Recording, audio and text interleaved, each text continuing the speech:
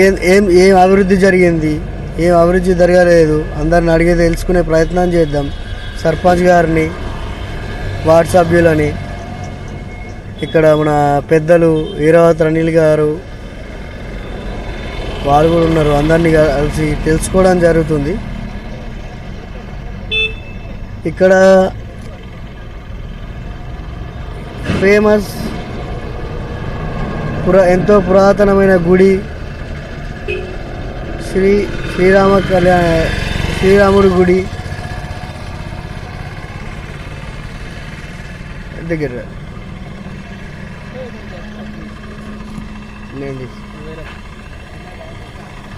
ఇక్కడ ఉంది కొన్నగలరు. చాలా పురాతనమైన గుడి.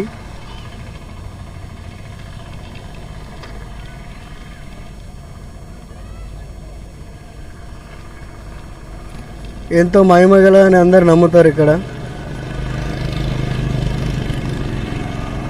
ఇక్కడ భక్తులు కూడా అనుకున్నది జరుగుతుందని కోరుకుంటారు.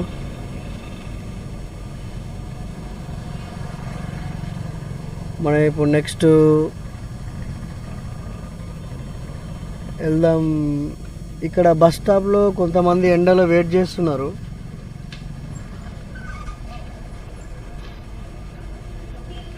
వారి సమస్యలు అడిగి కూడా తెలుసుకుందాం. ఇక్కడ బస్ స్టాప్లో ఎండలో అందరు జనాలు ఎండలో ఉన్నారు. బస్ స్టాప్ కూడా లేదు, వీళ్ళకి సరైన సౌకర్యాలు కూడా లేవు.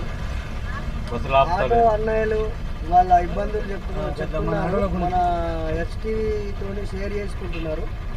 వాళ్ళ బాధలు, వాళ్ళ గోసలు అన్నీ చెప్పుకుంటున్నారు. నమస్తే గారు. నమస్తే అన్న. అంతా దుబ్బ మీద బస్సులు కూడా అవుతలేవు. మళ్ళీ ఆటోలలో బాధ ఏంటంటే 8 నెలలు అవుతున్నది, రోడ్డు కూడా దొబ్బేసి ఆ కంకర్ వేసిరు. మా బాధ మాకు పడుతున్నాం. మళ్ళీ అన్నీ ఫ్రీ బస్సులు అయిపోయినాయి. అప్పటి నుంచి నీడ ఈ ఆటో చెట్టు కింద ఉంచుకుంటా కూర్చుంటున్నాం. మస్తు బాధలు ఉన్నాయని ఓలా చెప్పుకుంటా పోవాలా. ఆటోలు మా అయితే ముఖ్యమైతే రోడ్ కావాలా మాకు. ఇక్కడ రోడ్ ఎంత ఒక 2-3 కిలోమీటర్ రోడ్డు ఖరాబ్ చేసి పడేసారు మంచి రోడ్ని. అది మా బాధ. ఇప్పటిదాకా వేయలేరు. 6 నెలలు అవుతున్నది. ఈ ఎలక్షన్ అయినాకనే ఎత్తారు అనుకుంటే ఇవి కూడా కాలేదు. మళ్ళీ ఇంకా ఎలక్షన్ వచ్చింది.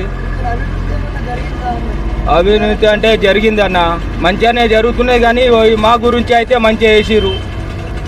ఆటోలకి అయితే బస్సులు ఫ్రీ వేసి మాకు రోడ్లు మంచిగానే వేసిరు. ఇటు అంతా మంచిగా అయింది. కానీ మా అడ్డ మీద ఆటో నడిచేటోళ్ళకు మాత్రం ఇటు మస్తు బాధలు పడుతున్నాం అన్న. ఒక్కొక్క టైరు 2-3 వేలు కట్టి అంటే ముందే ప్యాసింజర్లు ఎక్కుతలేరు. మా బాధ ఎట్లా ఉన్నది.